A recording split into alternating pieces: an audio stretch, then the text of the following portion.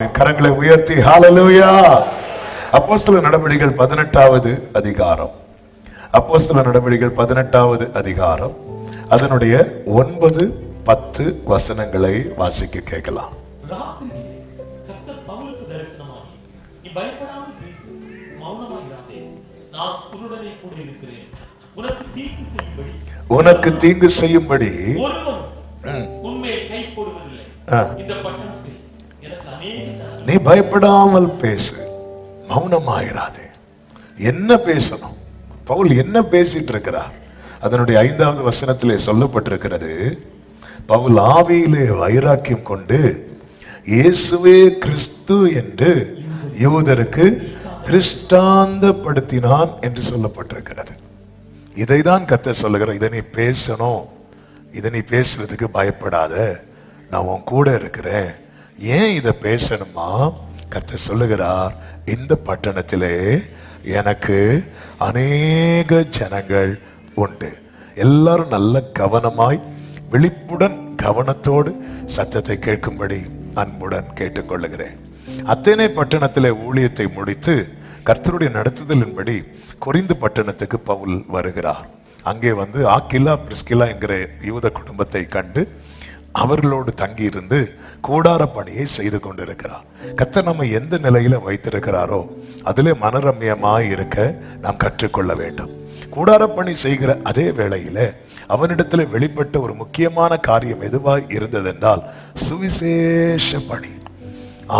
அவன் என்ன செய்கிறான்?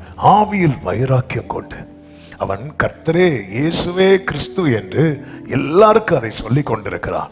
சில எதிர்ப்புகள் வருகிறது, ஆனாலும் அவன் பொருட்படுத்தாமல் அவ்விடத்தை விட்டு யுஸ்து என்கிற பெயருள்ள ஒருவன் ஜெபாலயத்துக்கு பக்கத்தில் இருக்கிறான்.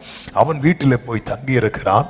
இவனுடைய சுவிசேஷத்தை கேட்டு கர்த்தரே கிறிஸ்து இயேசுவே கிறிஸ்து என்று அவன் சிருஷ்டாங்கப்படுத்தின அந்த வார்த்தைகளை, அந்த சத்தியத்தை கேட்டு 8வது வசனத்திலே சொல்லப்பட்டிருக்கிறது, ஜெப ஆலய தலைவன் அவன் மட்டுமல்ல அவன் வீட்டார் எல்லாரும் கர்த்தரிடத்தில் விசுவாசம் உள்ளவர்கள் ஆனார்கள். கொரிந்தியரில் அநேகரும் சுவிசேஷத்தை கேட்டு விசுவாசித்து ஞான ஸ்நானம் பெற்றார்கள் என்று சொல்லப்பட்டிருக்கிறது. கர்த்தருக்கு மாத்திரம் மகிமை உண்டாவதாக. ஒருவேளை நீங்கள் கேட்கலாம், இது பவுல்ல பொருள்தளவா சொல்லப்பட்டிருக்கிறது, இதுக்கும் நமக்கு என்ன சம்பந்தம் என்று. தேவனால் அழைக்கப்பட்ட, தேவனால் தெரிந்தெடுக்கப்பட்ட, தேவனால் ரட்சிக்கப்பட்ட ஒவ்வொருவர் மேலும் விழுந்த கடமை சுவிசேஷம். சத்தமா எல்லாரும் கைகளை உயர்த்தி ஆமேன் சொல்லுங்க பார்க்கலாம். 1 கொரிந்தியர் 9:16 பவுல் அதை தான் சொல்லுகிறார், நான் சுவிசேஷத்தை பிரசங்கித்து வந்தும் மேன்மை பாராட்ட எனக்கு இடமில்லை, அது என் மேல் விழுந்த கடமையா இருக்கிறது. அப்படி சொல்லிட்டு நிறுத்தினாலும் பரவாயில்லாம இருந்திருக்கும். அடுத்து ஒரு வார்த்தையை சொல்லுவார் பாருங்க, சுவிசேஷத்தை நான் பிரசங்கியாதிருந்தால் எனக்கு ஐயோ. பொதுவாக இந்த வசனம் எல்லாம் நம்ம அடிக்கடி நம்ம மனசுல வருகிறது இல்லை. சுவிசேஷம் என்பது எல்லார் மேலும் விழுந்த கடமை. ரட்சிக்கப்பட்டு அழைக்கப்பட்டு ஆண்டவராக இயேசுவை சொந்த ரட்சகராக ஏற்றுக்கொண்ட ஒவ்வொருவரிடத்திலும் இருந்து என்ன வெளிப்பட்டிருக்க வேண்டும் என்றால் இந்த சுவிசேஷம் வெளிப்பட்டிருக்க வேண்டும். அது பாஸ்டர்ஸ் பண்ணுவாங்க, அது இவாஞ்சலிஸ்ட் பண்ணுவாங்க இல்ல, மீட்கப்பட்ட ஒவ்வொருவரிடத்திலும் இருந்து இந்த சுவிசேஷ வாசனை வெளிப்பட்டிருக்க வேண்டும். ஆமே, நம்முடைய ஓட்டம் நிறைவுடன் முடிய வேண்டுமானால், நம்முடைய ஓட்டம் வெற்றியாய் முடிய வேண்டுமானால் நாம எதை செஞ்சிருக்கணும் தெரியுமா? சுவிசேஷம் சொல்லி இருக்கணும். சத்தமா ஒரு ஆமேன் சொல்லுங்க பார்க்கலாம். இயேசு சொன்னார், நீங்கள் உலகமெங்கு போய் சுவிசேஷத்தை பிரசங்கித்து ஜனங்களை யாரா மாத்தணும்னு சொன்னார் தெரியுமா? விசுவாசிகளா மாத்தணும்னு சொல்லல, சீஷராக மாத்த சொன்னார். சீஷனுடைய வேலையே என்ன அப்படின்னா சுவிசேஷம், சுவிசேஷம் சொல்லணும். அதனாலதான் நீ விசுவாசியா மாத்து, நீ சர்ச்சில் மெம்பரா மாத்து அப்படி சொல்லாம நீங்க அவர்களை சீஷராக மாற்றுங்கள் அப்படி சொல்லிவிட்டு சொல்லுவார், இதோ உலகத்தின் முடிவு பரியந்தம் சகல நாட்களிலும் நான் உங்களுடனே இருக்கிறேன். ஆமென். கர்த்தருக்கு மாத்திரம் மகிமை உண்டாவதாக. இந்த பவுலை குறித்து நீங்க பார்த்தீங்கன்னா தெரியும். கலாத்தியருக்கு எழுதும் போது அப்போஸ்தலனாகிய பவுல் சொல்லுகிறார், 1வது அதிகாரம் அதனுடைய 15வது வசனத்திலே, நான் என் தாயின் வயிற்றில் இருந்தது முதல் என்னை கர்த்தர் பிரித்து எடுத்தார் என்று சொல்லப்பட்டிருக்கிறது. பிரித்தெடுத்து தம்முடைய கிருபையினால் என்னை அழைத்த தேவன். தேவனால் அழைக்கப்பட்டவர்கள், கிருபையினால் பிரித்தெடுக்கப்பட்டவர்கள் மட்டும் கரங்களை உயர்த்தி சத்தமா ஹalleluya சொல்லுங்க. ஹalleluya. பிரித்தெடுத்தீர் பிறக்கு முன்னால் உமக்கென்று வாழ்ந்திட. அப்ப நம்ம எல்லாருமே தற்செயலாய் வந்தவர்கள் அல்ல, தற்செயலாய் வந்தவர்கள் அல்ல, தெரியாம வந்தவர்களும் அல்ல. இந்த மார்க்கத்துக்குள் வந்த ஒவ்வொருவருக்கும் சொல்லப்படுகிற செய்தி, தேவன் ஏற்கனவே நம்மை இதற்காகவே பிரித்தெடுத்திருக்கிறார். ஹalleluya. ஆமென். நல்ல கவனமா கேளுங்க. ஆமென். பிரித்தெடுத்தார். எதற்காக பிரித்தெடுத்திருக்கிறார்? ரோமர் 1:1 சொல்லப்பட்டிருக்கிறது, தேவனுடைய சுவிசேஷத்திற்காக பிரித்தெடுக்கப்பட்டவனுமாகிய பவுல். எதற்காக பிரித்தெடுத்திருக்கிறார்? தேவனுடைய சுவிசேஷத்திற்காக. Separated unto the gospel of God. நம் மீது அன்பு கூர்ந்து, வெளிப்படுத்தல் 1:6, தம்முடைய இரத்தத்தினாலே நம்முடைய பாவங்கள நம்மை கழுவி தம்முடைய பிதாவாகிய தேவனுக்கு முன்பாக நம்மை யாராக மாற்றியிருக்கிறார்? ராஜாக்கள். ராஜாக்கள்னா ஆளுகை செய்கிறவர்கள், ஆசாரியர்கள்னா ஊழியம் செய்கிறவர்கள். அப்படி என்றால் ராஜாக்களாய் ஆசாரியர்களாய் மாற்றப்பட்டிருக்கிற ஒவ்வொரு தேவ பிள்ளையும் தங்கள் ஓட்டத்திலே ஏதோ ஒரு வகையில ஊழியம் செய்திருக்க வேண்டும். ஆமென், ஆமென், ஆமென், ஆமென். நான் வாழ்க்கையில ஆண்டவரிடத்திலிருந்து நன்மைகளை நான் பெற்று அனுபவித்து, நான் ஆண்டவருக்கென்று எதுவுமே செய்யல என்கிற ஒரு நிலை இருக்கும் பாருங்க, அது என் வாழ்க்கையை மிகப்பெரிய பரிதாபத்திலும் ஆபத்திலும் கொண்டு போய் விடும் என்பதிலே எந்த சந்தேகமும் இல்லை. The kingdom of God பத்தி ஜீசஸ் கிரைஸ்ட் நிறைய ஊமைகளை சொல்லுவார்.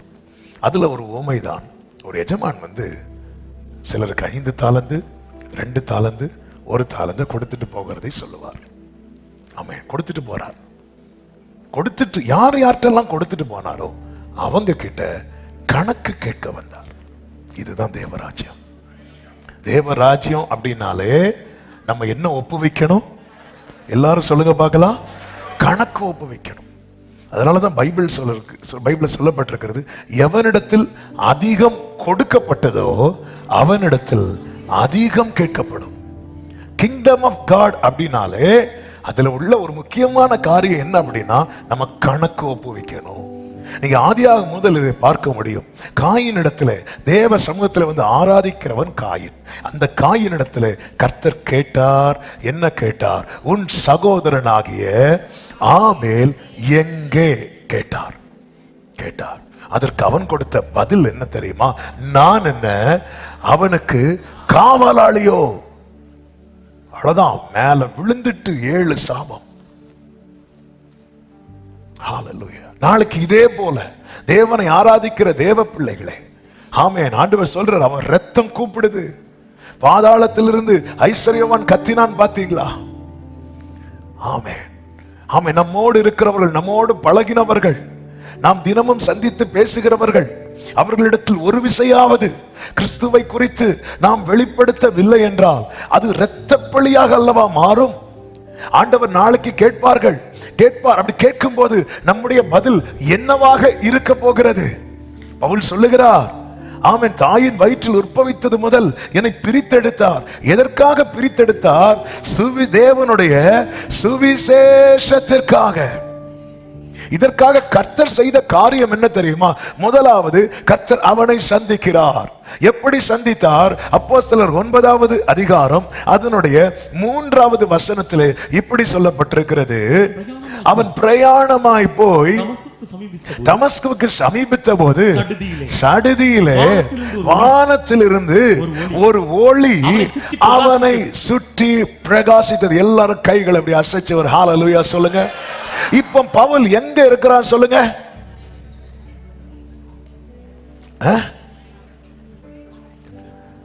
கரெக்டா சொல்றீங்க, சத்தமா சொல்லுங்க. பவுல் எங்க இருக்கிறான்? எங்க இருக்கிறான்? அவனை சுற்றி என்ன இருக்கு? ஒளி இருக்கு. பவுல் எங்க இருக்கிறாப்போ? ஒளிச்சிருக்கிறானா? ஒளிக்குள்ள இருக்கிறான். இதுதான் காஸ்பல். ரட்சிக்கப்பட்ட ஒவ்வொருவரும் இந்த வெளிச்சத்துக்குள்ள இருக்கிறோம். ஆமென். நான் ரட்சிக்கப்பட்ட நிச்சயம் உள்ளவங்க மட்டும் சத்தமா ஆமென் சொல்லுங்க பார்க்கலாம். எங்க இருக்கிறோம்? ஒளிக்குள்ள இருக்கிறோம். கர்த்தர் நம்ம எங்க வைத்திருக்கிறார்? ஒளிக்குள்ள வைத்திருக்கிறார். அப்ப கர்த்தர் நம்ம யாரா வைத்திருக்கிறார்?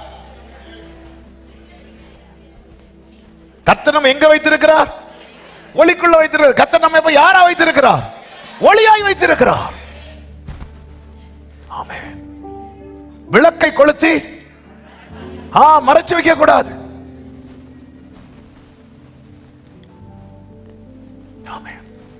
பவுல்ட்ட சொல்றார், நீ பயப்படாமல் பேசு. இந்த பட்டணத்தில் எனக்கு அநேக ஜனங்கள் உண்டு. அந்த வார்த்தையின் ஆழத்தை புரிஞ்சுக்கிட்டீங்களா? ஒரு இடத்துல கர்த்தர் நம்மை வைத்திருக்கிறார் என்றால் அநேகருக்காக வைத்திருக்கிறார், அநேகருக்காக வைத்திருக்கிறார். ஆமென் சொல்லுங்க பார்க்கலாம். ஹல்லேலூயா. என்னை கர்த்தர் அநேகருக்காக வைத்திருக்கிறார். இத அறிக்கை பண்ணுங்க பார்க்கலாம். வலது கரத்தை உயர்த்தி, என்னை கர்த்தர் அநேகருக்காக வைத்திருக்கிறார். என்னை கர்த்தர் அநேகருக்காக வைத்திருக்கிறார். என்னை கர்த்தர். ஆமென். நம்முடைய வாழ்க்கை பர்பஸ்ஃபுல் லைஃபா இருக்கணும், பிரயோஜனமா இருக்கணும். என்னை கர்த்தர் எங்க கொண்டு வந்திருக்கிறார்?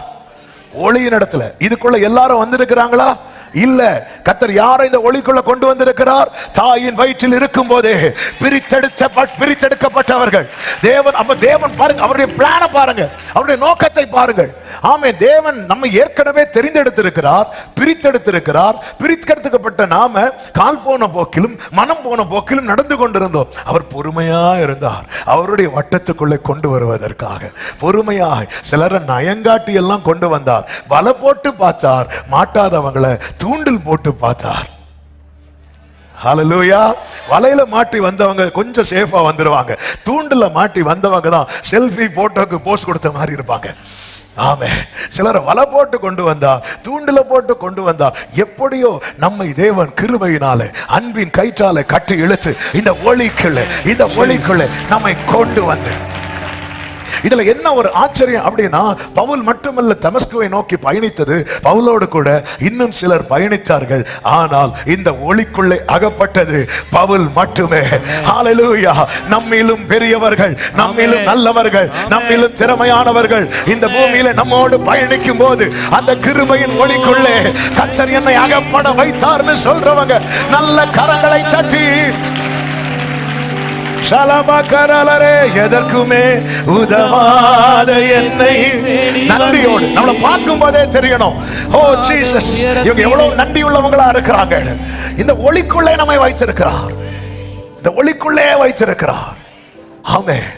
இந்த ஒளிக்குள்ளே வைத்திருக்கிறார். எதற்காக இந்த ஒளிக்குள்ளே கொண்டு வந்தார்? அப்போஸ்தலர் நடபடிகள் 22வது அதிகாரம் அதனுடைய 12 முதல் நீங்கள் பார்க்கும்போது இதே சம்பவம் தான் சொல்லப்பட்டிருக்கும். அனனியா என்கிற பேர் உள்ளவன் வந்து பவுலினிடத்தில் வந்து அவன் மேல கை வைத்து அவன் பார்வையடைய செபித்து விட்டு ஒரு வார்த்தை சொல்லுகிறான். 14வது வசனத்தை வாசியுங்கள். நம்முடைய முன்னோர்களின் தேவனுடைய நம் தேவனுடைய திருவுளத்தை நீ அறியவும், அவர் இருதயத்தில் உன்னை குறித்து என்ன வைத்திருக்கிறார் என்பதை நீ அறியவும், நீதிபரரை தரிசிக்கவும், அவருடைய திருவாய் மொழியை கேட்கவும். இந்த வேர்டை கவனிங்க. அவர் உன்னை முன்னமே. சத்தமா ஒரு ஆமென் சொல்லுங்க பார்க்கலாம். பவுல் சுவிசேஷகனாய் மாற காரணம் என்ன அப்படின்னா இந்த அனுபவம் தான். அவருடைய திருவுள்ளத்தை அறியணும். ஆண்டவரே நீர் யார் அப்படின்னு கேட்டான். நீ துன்பப்படுத்துகிற இயேசு நான். இயேசுவை குறித்த ஒரு அறிமுகம். இதான் காஸ்பல், இதான் காஸ்பல். அந்த சத்தம் கேட்டதும் ஆண்டவரே நான் என்ன செய்யணும்னு சித்தமாய் இருக்கிறேன். நிறைய திட்டத்தோடு புறப்பட்ட பயணம் இது. எப்பொழுது கிறிஸ்துவை சந்திக்கிறானோ தன் திட்டத்தை எல்லாம் குப்பை என்று தூக்கி போட்டுவிட்டு நான் என்ன செய்யணும்? நீ தமஸ்குக்கு போ, அங்கே உனக்கு சொல்லப்படும். தேவ சமூகத்தில் அமர்ந்திருந்து தேவ சித்தத்தை அறிந்து கொள்ளுகிறான். எவன் ஒருவன் தேவ சித்தத்தை அறிந்து தேவனை தரிசித்து அவருடைய திருவாய் மொழியை தேவனை தரிசிக்கிற அனுபவம் என்பது என்ன தெரியுமா? இயேசுங்கிற பேர்ல ஒரு போட்டோ வச்சு முன்னாடி போய் நிக்கிறது அல்ல, ஒரு சிலுவையை வச்சு முன்னாடி போய் நிக்கிறது அல்ல, தேவனோடு பழகுகிறது. மோசே எப்படி பேசினானா தேவனோடு? முகமுகமாய். நல்லா புரிந்து கொள்ளுங்க, the personal relationship ஜீசஸ் இருக்குல்ல, இது யார் வாழ்க்கையில இருக்குதோ அவங்க கண்டிப்பா காஸ்பல் சொல்லுவாங்க. இது இல்லாதவங்க காஸ்பல் சொல்ல மாட்டாங்க. இது இல்லாதவங்களுக்கு காஸ்பல் வாசனையே கிடையாது. ஆவியானவர் பேசின வார்த்தை. தேவனோடு ஒரு உறவுல இருக்கிறாங்க பாருங்க. அவங்க மூலமா கிறிஸ்து ஏதோ ஒரு வகையில வெளிப்பட்டு கொண்டே இருப்பார். ஏதோ ஒரு வகையில வெளிப்பட்டு கொண்டே இருப்பார். நாங்க இத்தனை வருஷம் சர்ச்சுக்கு வந்திருக்கிறோம், நாங்க எத்தனை தலைமுறை கிறிஸ்தவர்கள், ஆனா நம்ம கிட்ட அந்த காஸ்பல் வாசனை கொஞ்சம் கூட அடிக்கலன்னா. ஒரு மீன் கடையில போய் நீங்க ஒரு half an hour இருந்துட்டு வெளியே வந்தீங்கன்னா என்ன ஸ்மெல் வரும்? மீன் ஸ்மெல் வரும். ஒரு பூக்கடையில போய் நீங்க ஒரு half an hour இருந்துட்டு வெளியே வந்தீங்கன்னா என்ன ஸ்மெல் வரும்? ஒரு half an hour enough. ஒரு அரை மணி நேரம் போதும்.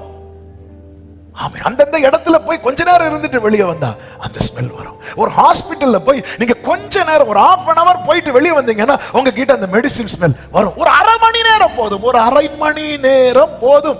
இத்தனை அரை நூற்றாண்டு வாழ்ந்தாச்சு இயேசுவோடு, ஆனா இன்னும் எனக்கு அந்த வாசனை வெளிப்படவில்லை என்றால் அதற்கு காரணம் என்னவென்றால் தனிப்பட்ட உறவு இல்லை. உம்மோடு செலவிடும் ஒவ்வொரு நிமிடமும் வீணாக போகாதையா. நல்லா புரிஞ்சுக்கோங்க, ஓட்டம் முடிய வேண்டிய நிலையிலும் தீபம் அணையாம காக்கிறதுக்கு காரணம் என்ன தெரியுமா? லைஃப் உடைய பர்பஸ் இன்னும் உண்டாகல. ஆமென், ஆமென், ஆமென். எதுக்குங்க ஒரு மரத்தை வளர்த்து தண்ணி ஊத்துறது? கனி கொடுக்க தானே.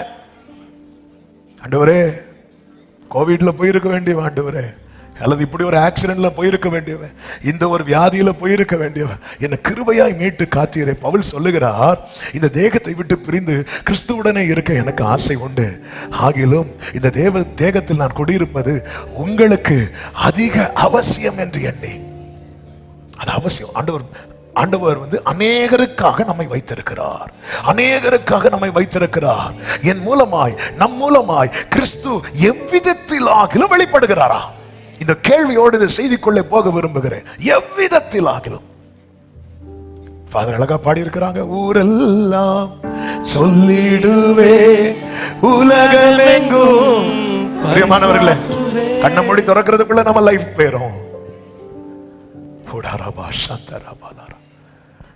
ஆமென். பவுலே, தேவனுடைய திருவுள்ளத்தை நீ அறியணும், நீதிபரரை தரிசிக்கணும், அவருடைய திருவாய் மொழியை கேட்கணும்.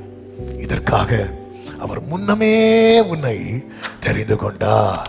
அடுத்த வசனத்தில் சொல்லப்பட்டிருக்கிறது, ஆமென், நீ கண்டவைகளையும் கேட்டவைகளையும் குறித்து சகல மனுஷருக்கு முன்பாக அவருக்கு சாட்சியாயிருப்பாய்.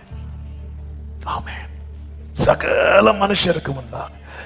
இது நம்மேல் விழுந்த கடமை. ஏன்னா என் கூட இருந்தவங்க அவரை காணவும் இல்லை, அவர் அறியவும் இல்லை. ஆனா என்ன கர்த்தர் எதுக்குள்ள கொண்டு வந்துட்டா தெரியுமா? அந்த மொழிக்குள்ளே கொண்டு வந்துட்டா. ஆமென். எல்லாரும் உங்க தலை மேல கைய வச்சு சொல்லுங்க பார்க்கலாம், சுவிசேஷம். சத்தமா சொல்லுங்க, சுவிசேஷம் என் மேல் விழுந்த கடமை. ஆமென், இது கடமை. இந்த பவுலுடைய மாற்றத்தை பாருங்கள். அப்போஸ்தலர் 9வது அதிகாரம் 18வது வசனத்துல, அவன் பார்வை அடைந்து எழுந்திருந்து ஞான ஸ்நானம் பெற்றான். கிறிஸ்துவுக்குள்ள ஒருத்தன் வந்ததும் செய்கிற 3 காரியங்கள் இங்கே பவுல் வாழ்க்கையிலே பார்க்க முடியும். ஒன்று, அவன் சத்தியத்துக்கு கீழ்ப்படுகிறான். அதுதான் என்ன தெரியுமா? சத்தமா சொல்லுங்க, எல்லாம் கவனிக்கிறீங்களா? சத்தமா சொல்லுங்க. ஞான ஸ்நானம் பெற்றான். இந்த பவுலை பொறுத்த வரைக்கும் கமாலியல் பாதத்துக்கு எழுந்து படிச்சவர், பைபிள் தரவு அவருக்கு. இன்னும் சொல்லணும்னா நியாய பிரமாணத்தின்படி குற்றம் சாட்டப்படாதவர். பைபிள்ல நியாயப்பிரமாணத்தின்படி குற்றம் சாட்டப்படாதவர்களை விரல விட்டு எண்ணலாம். அதுல ஒரு ஆளு தானியல்கிட்ட வந்து எந்த குற்றத்தையும் யாருக்கும் பிடிக்க முடியாது. ஃபுட்டு மேட்டர்ல கூட அவர் வந்து அந்த அளவுக்கு பரிசுத்தம் குலையக்கூடாது இருந்தவர். வேற யாரை பார்க்கலாம் அப்படின்னு பாத்தீங்கன்னா நம்ம யோசேப்பை சொல்லலாம். ஆனா இவங்கெல்லாம் பிரமாணத்துக்கு முன்னாடி இருந்தவங்க. வேற ரொம்ப யாரையும் பார்க்க முடியாது. யோபுவை பிடிக்கலாம். ஆமென். ஆனால் பவுலை குறித்து சொல்லப்பட்டிருக்கிறது நியாயப்பிரமாணத்தின்படி குற்றம் சாட்டப்படாத. நம்ம எப்படி ஒரு பெர்ஃபெக்ட் லைஃப் வாழ்ந்தவர். என்ன லைஃப் வாழ்ந்தாலும் ரட்சிக்கப்பட்டா அந்த ரட்சிப்பு பூரணமாகிறது, கம்ப்ளீட் ஆகிறது, அல்லது அந்த ரட்சிப்பு உறுதியாகிறது எப்போ அப்படின்னா ஞானஸ்நானம் உடன்படிக்கைக்கு உட்படும் போது. ஆமென். நான் சின்ன வயசுல எடுத்தாச்சு, நான் குழந்தையா இருக்கும்போது என் மேல தெளிச்சுட்டாங்க. இதெல்லாம் பைபிள் வந்து அங்கீகரிக்காத ஒன்று. சத்தியத்தை அறிவீர்கள், சத்தியம் உங்களை விடுதலை ஆக்கும். நீங்க ஆண்டவரை ஏற்றுக்கொண்டு இன்னும் இந்த உடன்படிக்கைக்கு நீங்கள் உங்களை ஒப்பு கொடுக்கவில்லை என்றால் நீங்கள் இன்னும் இந்த ரட்சிப்பின் நிச்சயத்தை பெறவில்லை என்று அர்த்தம். இந்த பவுல் வேதத்தில் தேறினவன். அப்படி இருந்தும் ஆமென், அவன் கிறிஸ்துவுக்கு உள்ள வந்தாச்சா அவரோடு உடன்படிக்கை பண்ணிடணும். முதல் செய்ததே அதுதான். ஞான ஸ்நானம் பெற்றான். எதற்காக இந்த சத்தம் தொனிக்கப்படுகிறது என்றால் இன்னும் இந்த உடன்படிக்கைக்கு உட்படாமல் காலத்தை தள்ளி கொண்டிருக்கிறவர்களுக்கு ஆவியானவர் அன்பாய் எச்சரிக்கிறார், உன் காலத்தை வீணாக்காதே. அவன் ஞான ஸ்நானம் பெறுகிறான். அது மாத்திரமல்ல, அடுத்து என்ன சொல்லப்பட்டிருக்கிறது என்றால் ஆமென், சில நாள் இருந்து அடுத்து அவன் ஐக்கியத்தை பலப்படுத்துகிறான். சீஷருடனே இருக்கிறான், ஐக்கியத்தை பலப்படுத்துகிறான். சபை கூடி ரட்சிக்கப்பட்ட ஒரு தேவ பிள்ளை சபை கூடி வருதலை என்ன செய்யக்கூடாது என்றால் விட்டுவிடவே கூடாது. அதெல்லாம் நாங்க ஆன்லைன்லயே பார்த்துருவோம். ஆன்லைன்ல பாருங்க. ஆனா சபை கூடுதலை விட்டுட்டு நீங்க பாக்குறவங்களா இருப்பீங்கன்னா ஆமென், கேரண்டி கிடையாது. ஆண்டவர் நாளைக்கு பரலோகம் அதை நான் உனக்கு ஆன்லைன்லேயே காட்டித்தாரேன், நீ வீட்டிலேயே இருந்து பாரு அப்படி சொல்லி போயிட்டாருன்னா ஒன்றும் பண்ண முடியாது. அவன் பாருங்கள், அந்த சீஷர்களில் அநேகரை நீங்க பார்த்தீங்கன்னா, அதுலயும் பேதுரு யோவான்லாம் பார்த்தீங்கன்னா அவங்க ஸ்கூலுக்கே போனவங்க கிடையாது, படிப்பறிவு இல்லாதவங்க. இந்த பவுல் ஓவரா படிச்சவங்க. ஆனா இங்கே ஐக்கியம் வரும்போது படிச்சவன் படிக்காதவன், ஏழை பணக்காரன், உயர்ந்தவன் தாழ்ந்தவன், இந்த ஜாதி அந்த ஜாதி ஒரு வித்தியாசம் கிடையாது. நாம் எல்லாரும் கிறிஸ்துவுக்குள் ஒன்றாயிருக்கிறோம். ஆமென். கிறிஸ்துவுக்குள் ஒண்ணுன்னு சொல்லுவோம். கல்யாணம் வரும்போது மட்டும் அப்பப்போ முளைக்கும். ஆமென். சிலருக்கு நார்கோயில் பொண்ணுதான் வேணுமா. ஆமென். நார்கோயில் பையன்தான் வேணுமா. ஆமென். மற்ற வேலைக்கெல்லாம் வெளியூர், கல்யாணத்துக்கெல்லாம் நார்கோயில். நாங்கெல்லாம் கிறிஸ்துவுக்குள் ஒண்ணு பொண்ணு. ஆமென். கிறிஸ்துவுக்குள்ள பாருங்க, அந்த ஃபெலோஷிப் ரொம்ப முக்கியம். சிலர் இருப்பாங்க, நாங்கெல்லாம் சர்ச்சுக்கு வரதும் தெரியாது போறதும் தெரியாது, ஆண்டவர் வர்றது உங்களுக்கு தெரியாது. அதாவது எல்லாம் நிறை குறையாதான் இருப்பாங்க. எல்லாருமே பெர்ஃபெக்டா அப்படி யாருமே கிடையாது. அப்படி ஒருத்தங்க பூரண ரைட் ஆகினாலே கர்த்தர் என்ன செய்வார் தெரியுமா? அவங்கள எடுத்துக்கொள்வார். போணுமா? ரொம்ப பெர்ஃபெக்டானா எடுத்துக்கொள்வார். ஆமென். இயேசுவின் சீஷர்களை பாருங்க. ஒரு ஆள் நம்ம அநேகருடைய பிரச்சனை என்னன்னா ஒரு ஆளை வச்சு ஜட்ஜ் பண்ணிடுறது. இயேசுவின் சீஷர்கள் ஒரு ஆளை சொல்லுங்க சும்மா. பேதுரு. ஆமென். நம்ம உடனே எல்லாரும் யாரா இருப்பாங்க நினைப்போம்? பேதுருவா இருப்பாங்க எல்லாரும். ஆமா, திடீர்னு நல்லா இருப்பாரு, திடீர்னு பார்த்தா தெரியாதுன்னு சொல்லிடுவாரு. சர்ச்சில் வச்சு பிரைஸ்ல சொல்லுவார், வெளியே பார்த்தா ஆளை தெரியாத மாதிரியே இருப்பார். இந்த சர்ச்சில் போற எல்லாருமே அப்படி நினைப்போம். இன்னொரு ஆளை சொல்லுங்க, யோவான். நம்ம என்ன நினைப்போம் தெரியுமா? எல்லாரும் அப்படியே சாஞ்சிருவாங்க. இல்ல, இன்னொரு ஆள் பாருங்க, யூதாஸ். இவங்கெல்லாம் சேர்த்து 12 பேருக்கு. நான் படிச்ச பைபிள் காலேஜ்ல எங்க பிரின்சிபால் சொல்லுவார், இங்க பாருங்க, சர்ச்சில் போய் இருக்கும் போதே நம்ம பார்வை எப்படி இருக்கணும்னா 12க்கு ஒரு யூதாஸ். அப்படி அப்படி நம்ம மைண்டை செட் பண்ணி வச்சுட்டா நம்ம வந்து பாதிக்கப்பட மாட்டோம். அப்படிவார். ஆமென். இதெல்லாம் இதுதான் சபை. இப்படிதான் இருக்கும்.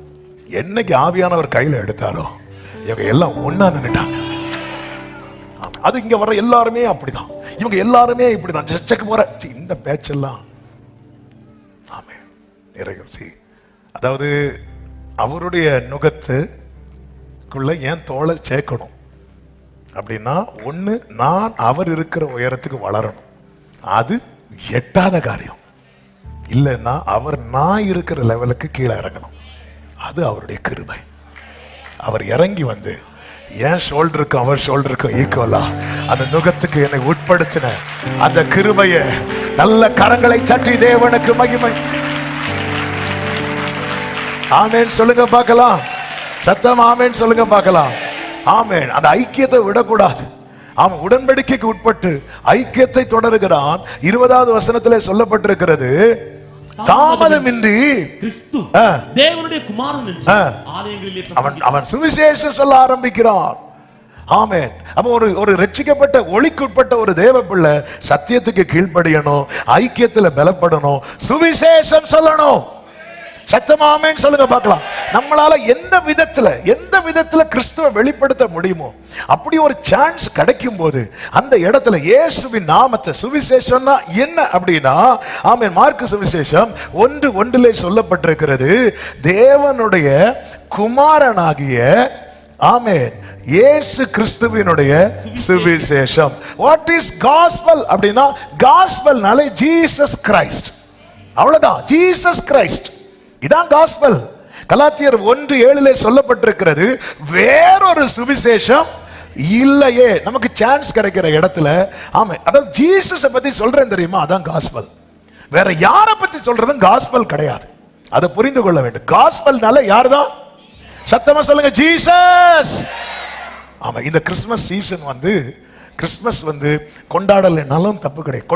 கொண்டாடலைன்னா கொண்டாடாம இருக்கிறது ஓகே, கொண்டாடுறது ஓகே. அது பிப்ளிக்கல் கிடையாது. ஆண்டவர் அது எங்கேயுமே சொல்லவே இல்லை, இந்த டேட்ல தான் பிறந்தாரெல்லாம் இல்லை. ஆனா இது ஒரு நல்ல பிளாட்ஃபார்ம். ஆமா, கிறிஸ்துவை வெளிப்படுத்துவதற்கான நல்ல ஒரு பிளாட்ஃபார்ம். நமக்கு ஒரு பிளாட்ஃபார்ம் கிடைக்கப்பட்டும் நம்ம அதை யூஸ் பண்ணல அப்படின்னா நம் தருணத்தை தவற விடுகிறோம். நமக்கு எத்தனை நண்பர்கள் இருப்பார்கள், எவ்வளவு அறிமுகமானவர்கள் இருப்பாங்க. நம்ம எல்லாம் நல்ல நல்ல கேக்கு கொடுக்கணும்னு நினைக்கிறோம். ஆமே, இந்த நாக்கு நுனியில கேக்கு பட்டு அடுத்த செகண்ட் டேஸ்ட் மறந்துடும். அதான் இந்த நாக்கு. சிலர்லாம் கேக் சாப்பிடக்கு முன்னாடி சூடா டீயை குடிப்பாங்க, நாக்கு செத்து பொங்கலுக்கு தான் அடுத்து ரிலீவ் ஆகும். அது வேற இருக்கு. இவங்களுக்கு நல்ல பெஸ்டா கேக் அவங்களுக்கு எல்லாம் ஜீசஸை கொடுக்கணும்னு ஏதாவது ஒரு வகையில் சரி, உங்களுக்கு சொல்ல கூச்சமா இருக்கா, இயேசுவே ஆண்டவர்னு ஒரு சின்ன ஸ்டிக்கர் அந்த கேக் கூட வச்சு, கேக்கில் ஒட்டிடாதீங்க, அதை வச்சு ஏதோ ஒரு, அதாவது நம்ம பிரச்சனை என்னன்னா, நான் சொல்லி ரட்சிக்கப்படுவானா, நம்ம சொன்ன நம்மளே ரட்சிக்கப்பட மாட்டோம். ரட்சிப்பு கர்த்தருடையது. ஆனா பவுல் சொல்லுகிறார் ரோமருக்கு எழுதும் போது, என்னால் இயன்ற மட்டும். பவுல் நட்டாலும் அப்பல்லோ நீர் பாய்ச்சினாலும் விளைய செய்கிறவர். நம்ம கேக் யாருக்கு வாங்கி கொடுப்போம்? பாஸ்டருக்கும் விசுவாசிக்கும். சுகர்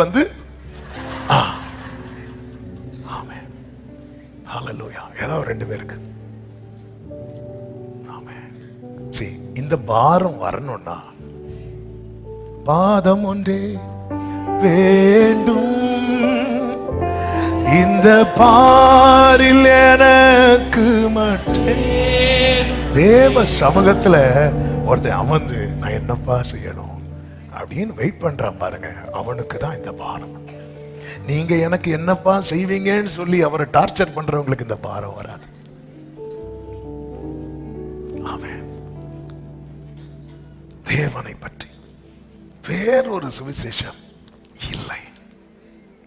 லூக்கா 16:16 சொல்லப்பட்டிருக்கிறது, யோவான் ஸ்நானன் காலம் வரைக்கும் நியாயப்பிரமாணம், தீர்க்க தரிசன வாக்கியங்கள் வழங்கி வந்தது. அதுக்கு அப்புறமா அது முதல்னா என்ன? கிறிஸ்து வெளிப்படுகிற அந்த டைம், அதாவது யோவான் நின்று அந்த வழியை ஆயத்தப்படுத்துகிறான். ஆமென். அது முதல் தேவனுடைய ராஜ்யம் சுவிசேஷமாய் அறிவிக்கப்பட்டது என்றல்ல, அறிவிக்கப்பட்டு வருகிறது. யாவரும் பலவந்தமாய் அதில் பிரவேசிக்கிறார்கள். சத்தமா ஒரு ஆமென் சொல்லுங்க. இந்த பவர் ஆஃப் காஸ்பல் இருக்கு தெரியுமா? ஆமென். பாவத்தில் பாதாளத்தில் போகிற ஒருவனை அப்படியே பரலோகத்தினரா திருப்பிடும். இதான் சுவிசேஷத்தின் வல்லமை. அதனாலதான் பவுல் சொல்றார், ஆமென், சிலுவையை பற்றி உபதேசம் கெட்டு போகிறவர்களுக்கு அது பைத்தியமாய் இருக்கிறது, ரட்சிக்கப்படுகிற நமக்கோ அது தேவ பலனா இருக்கிறது. Power of God. Gospel God's power. அது ஹல்லேலூயா. அதனால தான் ஒரு சுவிசேஷம் ஒருத்தங்களை ரீச் பண்ணும்போது பாருங்க, ஒரு சாட்சி கேட்டோமே, கிதியோன் படுத்த படுக்கையில இருக்கிறார். ஒரே ஒரு வார்த்தை, ஆதியிலே வார்த்தை இருந்தது, அவ்வளவுதான். அந்த வார்த்தை இருந்தது, வார்த்தை தேவனிடத்திலிருந்து, வார்த்தை தேவனா இருந்தது இருக்கும்போது பிள்ளை கீழே விழுறதுக்கு ரெடி ஆகுது. சத்தம் கேட்குது, எழுப்பி ஓடி போய் பிடிடு. இவர் ஓடி போய் பிடிச்சு போறதை பார்த்தா பிள்ளை பிடிக்கிறத விட அற்புதம் என்ன தெரியுமா? வார்த்தை ஆமென் எலும்புகளை அது நினமுள்ளதாக்கும். ஆமென் ஆத்துமாவை உயிர்ப்பிக்கும், பேதையை ஞானமுள்ளதாக்கும். இந்த சுவிசேஷத்தின் மேன்மை அனுபவித்தவர்கள் நல்ல கரங்களை தட்டி ஆமென் வெளியே போய் காஸ்பலை பிரீச் பண்ணுங்க. அவங்களை உள்ள கொண்டு வந்து டாக்டரினை டீச் பண்ணுவோம். இதுதான் பைபிள். ஆமென். வெளியே வந்து காஸ்பலை வந்து பிரீச் பண்ணணும், உள்ள வந்து அவருடைய டாக்டரினை வந்து டீச் பண்ணணும். எத்தனை பேர் இயேசுவை அறியாமல் இருக்கிறார்கள்? ஆமென். மார்க் 16:15 சொல்லப்பட்டிருக்கிறது, பின்பு அவர் அவர்களை நோக்கி, நீங்கள் உலகமெங்கும் போய் சர்வ சிருஷ்டிக்கும் சுவிசேஷத்தை பிரசங்கியுங்கள். இது இயேசுவின் கட்டளை. இது இயேசுவின் கட்டளை. ஹல்லேலூயா. ஆமென். நீங்க கையெல்லாம் தூக்க வேண்டாம். ஏதாவது ஒரு விதத்தில் நாம் இயேசுவை வெளிப்படுத்துகிறோமா? ஆமென். யாருக்காவது ஆண்டவர் யாருன்னே தெரியாத ஒருத்தங்களுக்கு நான் ஒரு பைபிள் வாங்கி கொடுத்தேன். ஆமென். பைபிள் வாங்கி கொடுக்கறதுக்கு முன்னாடி அவங்க பசியா இருந்தா அவங்களுக்கு நம்ம என்ன வாங்கி கொடுத்திருக்கணும்? ஆகாரம் வாங்கி கொடுத்திருக்கணும். ஆமென். அவன் பசியில இருந்துட்டு இருப்பான், ஏதாவது சாப்பிடதாங்க, ஆகாரம் தர மாட்டேன், 2 பைபிள் இருக்கு, எடுத்துட்டு போறியா அப்படிமா? ஆமென். நான் கொடுக்கறத அவங்க என்ன பண்ணணும்? வாங்கணும். நான் கொடுக்கறத அவங்க வாங்கணும்னா நான் கொடுக்கிற நிலையில இருக்கணும். இவங்க சில சொல்லுவாங்க, என் மனைவி பின்பற்றுகிற இயேசு எனக்கு வேண்டாம். அவ்வளவு சாட்சி. ஆமென். எங்க அப்பாட்ட ஒருத்தர் சொன்னாராம், பாஸ்டர், எங்க அப்பா சொன்னாங்க, இப்படி இருந்தா பரலோகத்துக்கு போக முடியாது, சர்ச்சுக்கு வராம இருந்தா. உன் மனைவி மட்டும் பரலோகத்துக்கு போ. அவ வருவாளாங்க, நான் வரல. நான் அதனால நான் வராம இருக்கிறேன். ஆமென். ஆமென். நல்ல கவனமா கேளுங்க. இயேசுவோடு நமக்கு உறவு இருந்தா நம்முடைய ஆத்மாவில் அந்த சுவிசேஷம் பாரம் ஏறும். அப்படி ஜனங்களை பார்க்கும்போது எப்பவுமே வருமானலாம் தெரியல, ஆனா சில நேரத்தில் அப்படி நம்ம அறியாத ஒரு அப்படி கண்ணீர் அப்படி ஊத்திட்டே இருக்கும், ஏனே தெரியாது. இன்னைக்கு காலையில இந்த செய்தி முடிக்கும் போது ஒரு சகோதரி ஓடி வந்தாங்க. அவங்க அழுறாங்க, பாஸ்டர், நான் ஆரம்பத்தில் எத்தனையோ பேர் ஆண்டவருக்குள்ள நடத்த முடிஞ்சது, இப்போ எனக்கு முடியலையேன்னு சொல்லி என்னால சுவிசேஷம் சொல்ல முடியலையே அப்படி சொல்லி ஓன்னு அழுறாங்க. அவங்களால தாங்க முடியல. ஆமே, நம்முடைய வாழ்க்கை அர்த்தம் உள்ளதாய் மாறணும்னா என்ன சம்பாதித்தோம் என்பது அல்ல, கர்த்தர் எல்லா நன்மையும் கிருபையும் தொடர பண்ணுவாராக. ஆனா நம்முடைய வாழ்க்கை ஆண்டவர் இன்னும் இந்த தீபத்தை அணையாம காக்குறாருன்னா நம்மளை நம்புறாரு. கர்த்தர் சொல்றார், பவுலே, இந்த பட்டணத்தில் இன்னும் அநேக ஜனங்கள் உண்டு, அநேகருக்காக எதற்கு உதவாத என்னை தெரிந்தெடுத்து வைத்திருக்கிற உம்முடைய கிருபைகளுக்காக ஸ்தோத்திரம். ஆமென் சொல்லுங்க பார்க்கலாம்.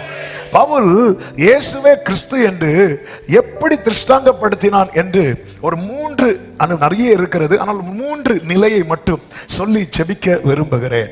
இதை நம்மிலும் வெளிப்பட கர்த்தர் நமக்கு அனுக்கிரகம் செய்வாராக. 1, அவன் இயேசுவே கிறிஸ்து என்று எப்படி வெளிப்படுத்தினான் அல்லது திருஷ்டாங்கப்படுத்தினான் அல்லது எப்படி அதை எல்லாருக்கும் சொன்னான் அப்படின்னா, தனக்கு உண்டான அனுபவத்தின் மூலமாக, தன் வாழ்க்கையிலே நடந்த சம்பவங்கள், இயேசு தன்னை சந்தித்தது, தன்னை ரட்சித்தது, தன்னை தேடி வந்தது, தனக்கு செய்தது. அதாவது பெஸ்ட் காஸ்பல் ஜீசஸ் பத்தி சொல்றது என்ன தெரியுமா? நம்முடைய சாட்சி. ஆமென். நீங்க நம்ம எல்லாருமே ரட்சிக்கப்பட்ட கூட்டம் தானே. எப்படி ரட்சிக்கப்பட்டோன்னு மற்றவங்கள்ட்ட சான்ஸ் கிடைக்கும் போது சொல்லியிருக்கிறோமா? சண்டே காலையில் இப்படி ஒரு ஃபங்க்ஷன் வச்சிருக்கிறேன், எல்லாம் வந்துருன்னா, இல்லைப்பா நான் சண்டே சர்ச்சுக்கு போகணும். சர்ச்சுக்கு போறியா? என்ன மாற்றம்? அந்த மாற்றம் என்னன்னு தெரியுமா? அப்படி சொல்லி ஆண்டவர் நம்மை சந்தித்ததை சொல்லணும். நான் வந்து கிறிஸ்டியன் ஆக்கும், அப்படி அல்ல. நான் எப்படி கிறிஸ்டியன் நானே என்ன, நான் இப்படி எல்லாம் இருந்தேன். பவுல நீங்க பாருங்க, ஆதியாகமம் 22வது அதிகாரமாகட்டும், 26வது அதிகாரமாகட்டும், 22வது அதிகாரத்துல ஒரு பெரிய கலகம் உண்டாகிறது. பெரிய கலகம், ஜனங்கள்லாம் கல்லறியன்னு நிக்கிறாங்க. அப்போ அந்த தலைவனை பார்த்து பவுல் கேட்கிறார், நான் ஒரு 2 வார்த்தை பேசட்டுமா அப்படின்னு. பேசுன்னு சொன்னதும் பவுல் அப்படி அவனை வந்து குற்றவாளியாய் நிறுத்தப்பட்ட இடத்த காஸ்பல் ப்ரீச் பண்ற மேடை ஆக்கிட்டான். ஆமே ஆமே.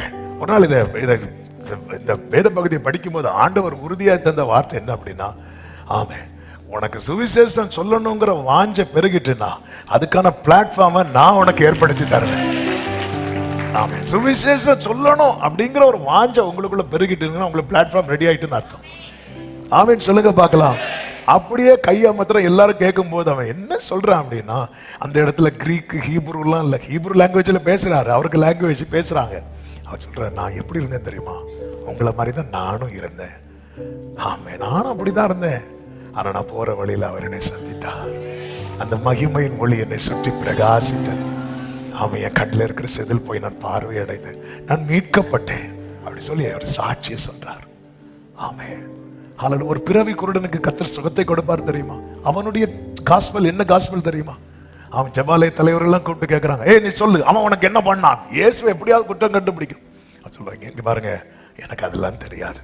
நேத்து வேற எனக்கு கண்ணு தெரியாது, இன்னைக்கு எனக்கு கண்ணு தெரியுது.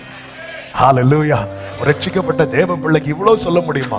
நேற்று வரை நான் இருளில் இருந்தேன், இப்பொழுது நான் ஒளியில் இருக்கிறேன். நேற்று வரை நான் பாவத்தில் நடந்தேன், இப்பொழுது அந்த நித்தியத்துக்கு நேராய் திருப்பப்பட்டிருக்கிறேன். ஓ ஜீசஸ். ஆமென். கர்த்தர் நம்ம இந்த பூமியிலே அதற்கு தான் வைத்திருக்கிறார், அதற்காகவே வைத்திருக்கிறார். ஆமென். மார்க்கு சுவிசேஷம் 5வது அதிகாரத்துல அதனுடைய ஆமென், நீங்க 1 முதல் கவனிச்சீங்கன்னா தெரியும். ஒரு லேகியோன் பேய் பிடித்த, அதாவது 6000 பிசாசுகளால் அலைக்கழிக்கப்பட்ட ஒரு வாலிபன், இயேசு அவனை தேடி வந்து அவனுக்கு ஒரு நல்ல ஒரு ரட்சிப்பை, ஒரு விடுதலையை கொடுக்கிறார். அந்த விடுதலையை பெற்றவன் என்ன செய்கிறான்? அதனுடைய 18வது வசனத்தை பாருங்கள். இந்த வேட கவனிங்க. இயேசு மறுகரைக்கு போக படகில் ஏறுகிற போது பிசாசு பிடித்திருந்தவன் அவரோட கூட இருக்கும்படி தனக்கு உத்தரவு கொடுக்க அவரை வேண்டிக் கொண்ட. கொஞ்சம் யோசிச்சு பாருங்க. இயேசு சரி வா அப்படின்னு சொன்னா இவனும் படகுல ஏறி மறுகரைக்கு போயிருப்பான். ஆனால் இயேசு என்ன செய்கிறார் தெரியுமா? அந்த இயேசுவால விடுவிக்கப்பட்ட அவனை, ஆமென், அவனுக்கு மறு உத்தரவு கொடாமல் நீ உன் இனத்தாரிடத்துக்கு போய் கர்த்தர் உனக்கு இறங்கி செய்த அவர்களுக்கு ஏன் ரட்சிக்கப்பட்டது நம்மை அழைச்சிட்டு போகாம நம்ம நிறுத்திட்டு போயிருக்கிறாருன்னா அநேகருக்கு இதை சொல்ல. இந்த பூமியில கர்த்தர் ஏன் வச்சிருக்கிறார் தெரியல. ஆமென். இவன் என்ன பண்றான்? 20வது வசனம்.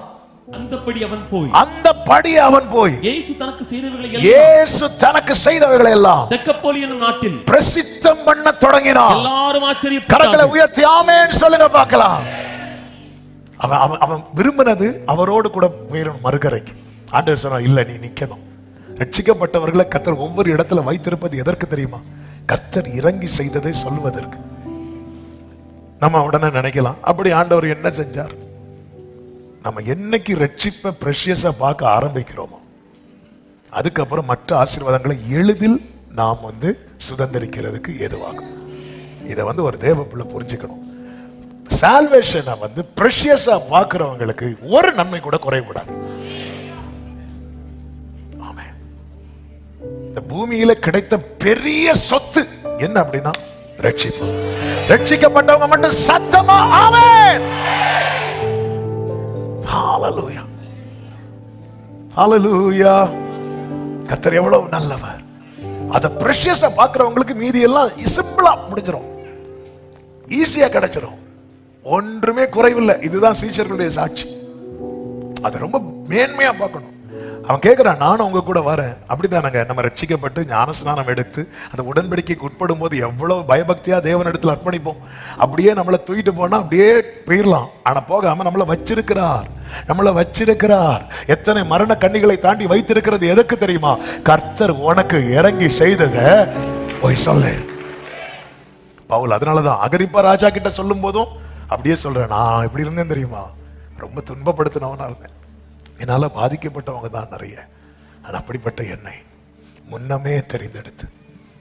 எங்க நம்முடைய வாழ்க்கையில இன்னைக்கு ஏன் நமக்கு சொல்ல முடியலன்னா அந்த ரட்சிப்பின் கிரியைகள் நம்ம லைஃப்ல காண முடிகிறதில்லை, அந்த கனிகள் காண முடிகிறதில்லை. ஆமென். ஒரு கிறிஸ்துவுக்கு முன் கிறிஸ்துவுக்கு பின், கிறிஸ்துவுக்கு முன் கிறிஸ்துவுக்கு பின் என்ன வித்தியாசம்?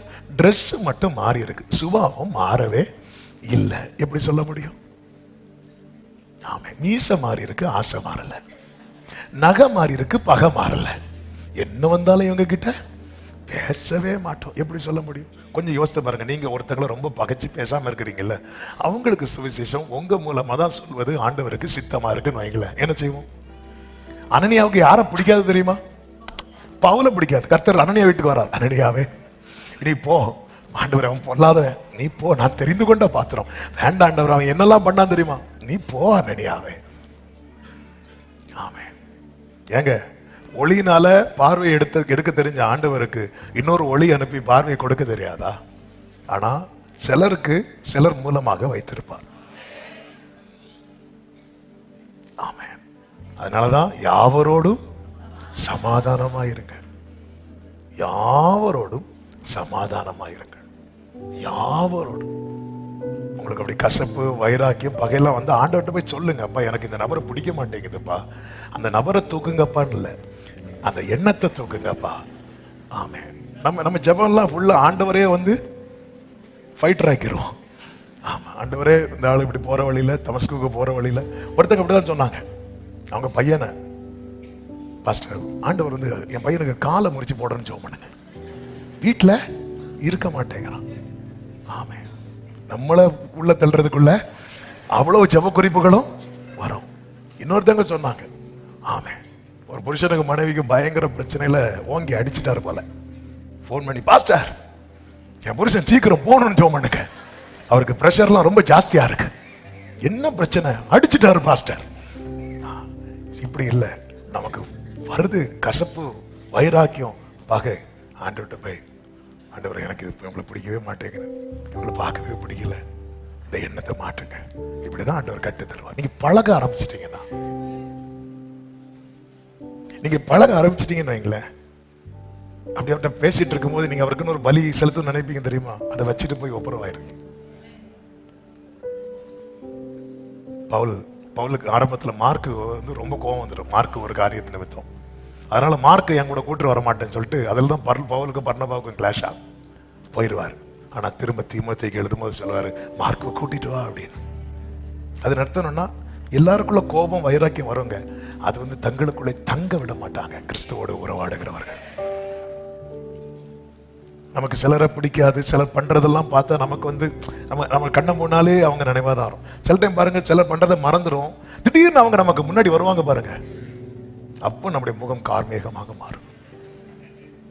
ஆமென்.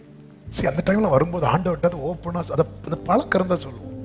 எனக்கு என்னன்னு தெரியல, பிடிக்கவே இல்லை, அவங்கள பிடிக்கல, அவங்க எனக்கு பண்ணது எனக்கு என்னால் தாங்கவே முடியல. ஆண்டவரே, ஆண்டவரே, இந்த காரியத்தில் எனக்குள்ள இருந்து ஒரு கசப்பான வேறு முளைச்சிடவே கூடாதுப்பா.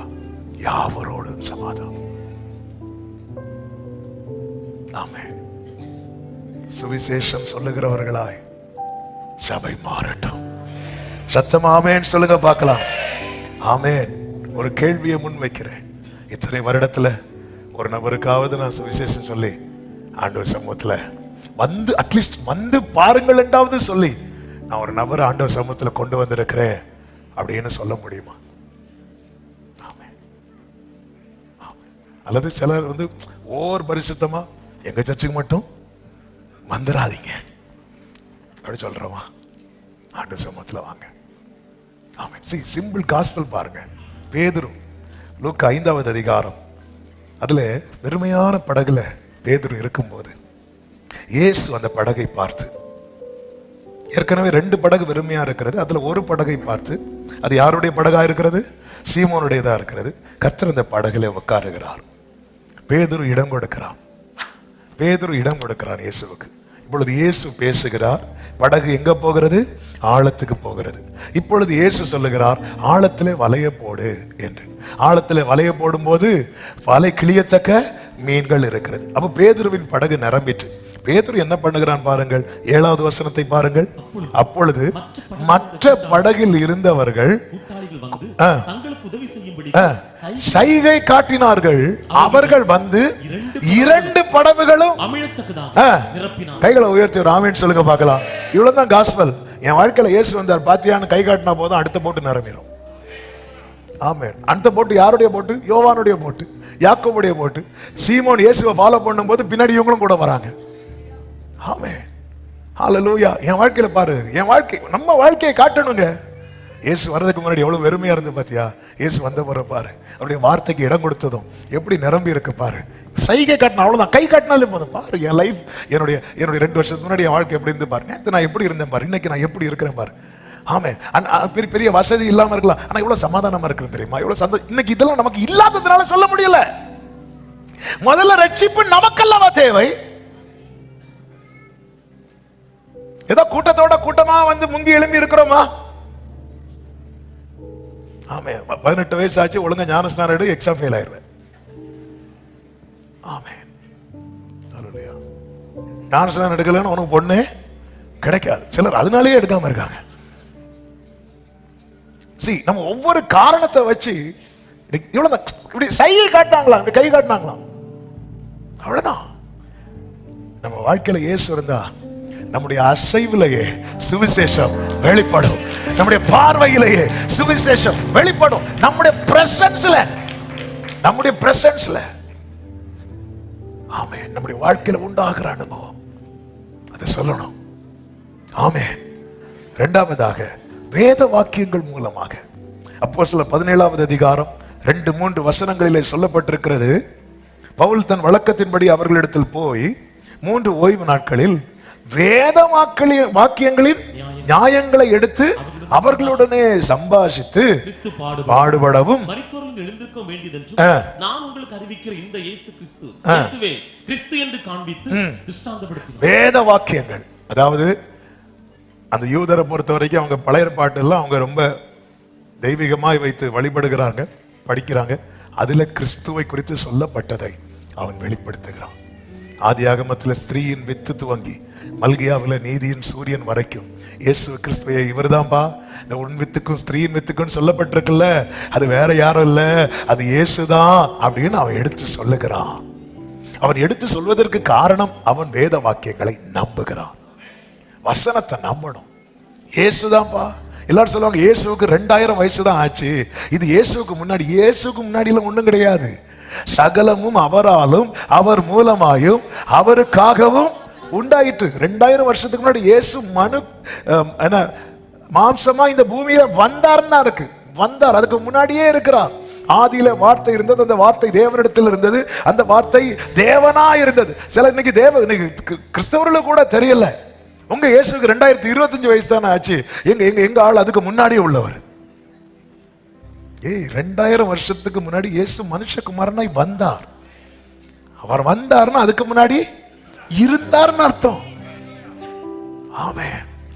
அவர் எப்படி வரார்? ஸ்திரீயின் வித்தாய் வருகிறார். கொண்டு போகப்படுகிற ஆட்டுக்குட்டியாய் வருகிறார். மெல்கிசேதேக்காய் வருகிறார். வேதத்தில் அவரை குறித்து சொல்லப்பட்டது எல்லாமே கிறிஸ்துவிலே வெளிப்படுகிறது. பவுல் அதை போல்டா பேசுறார். காரணம் அவர் அதை நம்புகிறார். நான் விசுவாசித்திருக்கிறவர் இன்னார் என்பதை அறிவேன். நீங்க ஆண்டவரை உறுதியா நம்பிட்டீங்கன்னா உங்க வாயில வசனம் வரும். ஆமென். ஐயா அவங்க சயின்ஸை தூக்கிட்டு வராங்க, அதை தூக்கிட்டு வராங்க, இதை தூக்கிட்டு வராங்க. ஆமென். நீங்க இயேசுவை நம்புறீங்களா?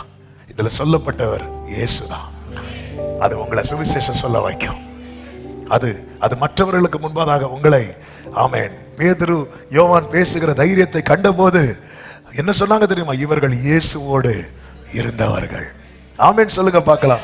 மூன்றாவது அவருடைய உயிர்த்தெழுதலை சொல்லி, அவருடைய உயிர்த்தெழுதலை உறுதியாய் சொல்லி, ஆமென், சுவிசேஷத்தை பிரசங்கிக்கிறதை 1 கொரிந்தியர் 15வது அதிகாரம் அதில் பார்க்க முடியும். 3-4 வசனங்களை பாருங்கள்.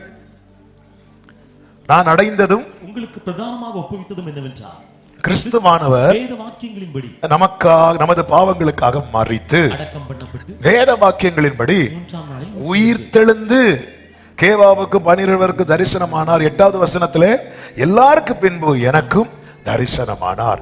இயேசு உயிர்த்தெழுந்தார். நம்புறவங்க சத்தமா ஆமென் சொல்லுங்க. எல்லாரும் ஆமென் சொல்லுவோம். இயேசு உயிரோடு இருக்கிறார் என்று எத்தனை பேற்றை நம்ம பிரசித்தி படுத்திருக்கிறோம். நமக்கு அது சொல்லணும்னா ஈஸ்டர் வரணும். அவர் இங்கே இல்லை, அவர் உயிரோடு எழுந்தார். அவ்வளவுதான், முடிஞ்சு. ஆமென். அவர் உயிரோடு இருக்கிறார். நான் சொல்ல முடியுமா? யோபு எல்லாம் இழந்த போது 4 நண்பர்கள் அவன் நிலைமையை பரிதாபமாய் பார்த்து கொண்டிருக்கும் போது அத்தனை பேருக்கு முன்பதாக அவன் சொல்லுகிறான், என் மீட்பர் உயிரோடு இருக்கிறார். செத்தவனை போல பாதத்தில் ஆமென் விழுந்து கிடக்கும் போது கர்த்தர் அவனுக்கு பேசின வார்த்தையை மறித்தேன், ஆனாலும் இதோ சதா காலங்களிலும் உயிரோடு இருக்கிற. அதுதான் பவுல் சொல்லுகிறார் அதனுடைய 14வது வசனத்துல, கிறிஸ்து எழுந்திருக்கவில்லை என்றால் எங்கள் பிரசங்கமும் எங்கள் விருதா, எங்கள் விசுவாசமும். இயேசு மட்டும் உயிரோடு எழும்பலைன்னா எங்க விசுவாசம் வேணும். அவர் உயிரோடு எழுந்தார். 20 சொல்லப்பட்டிருக்கிறது, கிறிஸ்துவோ மரித்தோரில் இருந்து எழுந்து நித்திரை அடைந்தவர்களில் முதற் பலனானார். தொடர்ந்து வாசிங்க. மனுஷனால் மரணம் உண்டானபடியால் உயிர்த்தெழுதலும் உண்டாயிற்று. ஆதாமுக்குள் எல்லாரும் மரிக்கிறது போல கிறிஸ்துவுக்குள் எல்லாரும். அதனாலதான் ஞானஸ்நான உடன்படிக்கையில நாம் எந்த சாயல்ல இணைக்கப்பட்டிருக்கிறோம் தெரியுமா? கிறிஸ்துவின் சாயல்ல.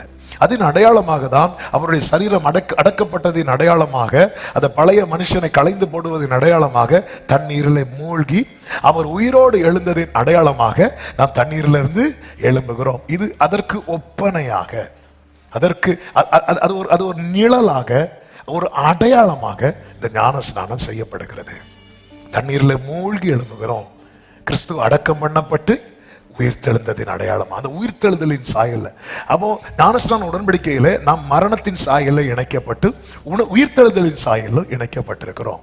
அப்ப நம்முடைய ஓட்டம் ஜெயத்தோடு முடியும் போது, கடைசி எக்காலம் தொழிக்கும் போது கிறிஸ்துவுக்குள் மரித்தவர்கள் முதலாவது எழும்புவார்கள்.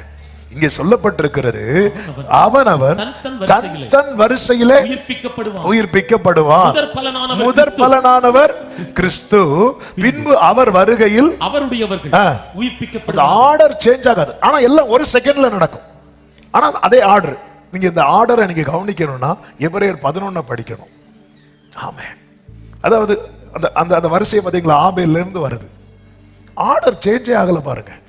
அது ஒரு மனுஷன் எழுதி இருந்தா, நியூஸ் பாருங்க, ஒரே செய்தியை 4 பேப்பர்ல போடுவாங்க. ஒரு ஆள் அப்பா ஆக்குவாங்க, இன்னொரு ஆள் அண்ணன் ஆக்குவாங்க. இந்த பேரெல்லாம் மாத்தி மனுஷன் எழுதுனா இப்படிதான் இருக்கும். ஆமென். எத்தனை 4000 வருஷத்துக்கு முன்னாடி உள்ள சம்பவத்தை இவங்க எழுதும் போது ஆர்டர் மாறல பாருங்க.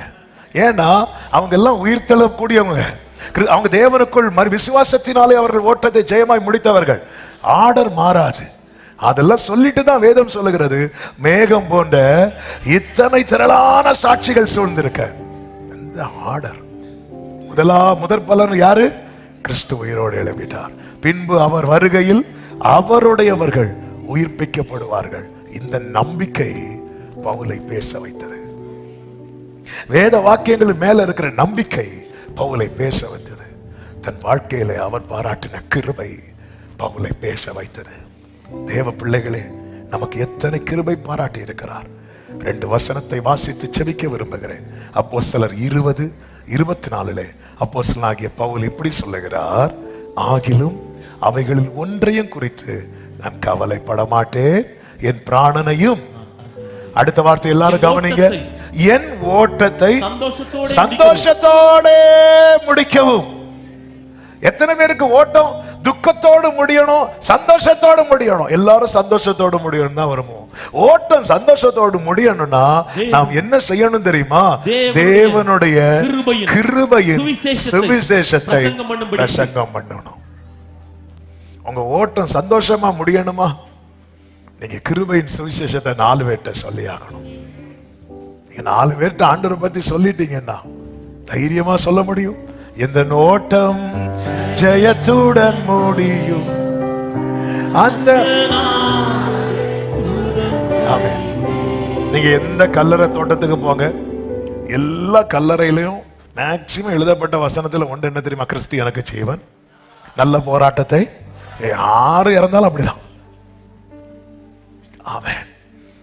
அவங்க எப்படி போராடினாங்க எடுத்தாங்கன்னு அவங்களுக்கும் ஆண்டவருக்கு தான் தெரியும். இப்படிதான் ஒரு ஊர்ல வந்து ஒரு பயங்கரமான மோசமா வாழ்ந்த ஒருத்தன் வந்து இறந்துட்டான். இறந்ததும் பாஸ்டர் போய் நிற்கும் போது அவனுக்கு தம்பி வந்து சொல்ற, பாஸ்டர் எங்க அண்ணன் குடிச்சா எடுத்தா எல்லாம் ரைட்டு தான், ஆனா இங்க வச்சு அதெல்லாம் சொல்லக்கூடாது. அவனை நீங்க நல்லவன் தான் சொல்லணும். அவர் கொஞ்ச நேரம் பார்த்துட்டு இப்ப அவருடைய வேலை, அவன் நிக்கிறான், அப்படி நிக்கிறான். இவர் என்ன சொல்றாரு? அவர் சொல்றாரு, இதோ மரித்து கிடக்கிறாரே, இவருடைய தம்பியை விட இவர் நல்லவர் அப்படின்றார். இதுக்கு மேல நீ என்ன சொல்ல முடியும்? இவர் தம்பியை விட இவர் நல்லவர். நல்லவர் தானே சொல்லணும். சொல்லியாச்சு. கல்லறையில என்ன வாசகம் வேணாலும் வைக்கலாம், எப்படி வேணாலும் வைக்கலாம். ஆமென். ஆனா நமக்கு தெரியணும். ஆமென். யாக்கோபு தன் கோலின் மேல் சாய்ந்து கொண்டு தொழுது கொண்டான். அந்த ஓட்டம் முடியும் போது நமக்கு அப்படி ஒரு நிச்சயம். பரிசுத்தவான்கள் தங்கள் படுக்கையிலே கம்பீரிப்பார்களாம், கம்பீரிப்பார்களாம். சார்லஸ் செல்வன் அவங்க மரிக்கிறதுக்கு முந்தின நாள் கூட இருக்கிறவங்கள்ட்ட சொல்றாங்க, ஃபீல் பண்ணாதீங்க, நான் ஆண்டவர்கிட்ட போறேன், அழைப்பு வந்துட்டு அப்படின்ட்டாங்க. அழைப்பு வந்துட்டு ஐ எம் ரெடி அப்படின்ட்டார். அன்னைக்கு வெள்ளிக்கிழமை மத்தியானம் நம்ம சர்ச்சில் இருந்து ஒரு பிரதர் தான் கேர் பண்ணிட்டு இருந்தாங்க. அவர் போய் ஆகாரம் ஏதோ வாங்கிட்டு போகிறோம், ஈவினிங் போனோம். அதுக்கு முன்னாடி மத்தியானம் நல்லா ப்ரைஸ் பண்ணிட்டேன். அப்படி மொபைலில் பாட்டு கேட்டு செய்தி கேட்டுட்டு அப்படியே துதிச்சுட்டு ஆராதிச்சுட்டு அப்படியே நடந்து நடந்து வர்ஷிப் பண்ணிட்டு அப்படியே போய் ஒரு கட்டில் அப்படி உக்காந்து அப்படியே சாஞ்சார். அவ்வளோதான். எல்லாரும் நினைச்சாங்க சும்மா சாஞ்சிருக்கிறார். போய் அவரை தட்டும் போது தான் தெரியுது அவர் போயிட்டார். ஒரு ஒரு ஒரு ஒரு பதட்டம் இல்லாம ஓட்டம் ஜெயத்தோடு சந்தோஷமா ஓடி முடிக்கணும். இயேசு கிறிஸ்து எடுத்துக்கொள்ளப்படும் போது பாத்தீங்களா, அப்படி கைகளை உயர்த்தி ஆசீர்வதித்து சந்தோஷமா ஓடி முடிக்கிறதுக்கு என்ன பண்ணணும்? இந்த கிருபையின் சுவிசேஷத்தை சொல்லணும். ஆமென். நம்முடைய ஓட்டம், இந்த ஓட்டம் இங்க எப்படி எண்ட் ஆகுதோ அப்படிதான் அடுத்து ஸ்டார்ட் ஆக போகுது. ஆமென். நம்முடைய ஓட்ட சந்தோஷத்தோடு. எத்தனையோ காலத்தை வீணாக்கிட்டோம், இனி எவ்வளவு காலம் நமக்கு முன்பாக இருக்குன்னு தெரியாது. இந்த சுவிசேஷ பாரம் நமக்குள் இறங்கட்டும். கிறிஸ்துவை பிரசங்கிப்போம், கிறிஸ்துவை ஆமென் பிரஸ்தாபப்படுத்துவோம். கர்த்தர் நம்மை ஆசீர்வதிப்பார்.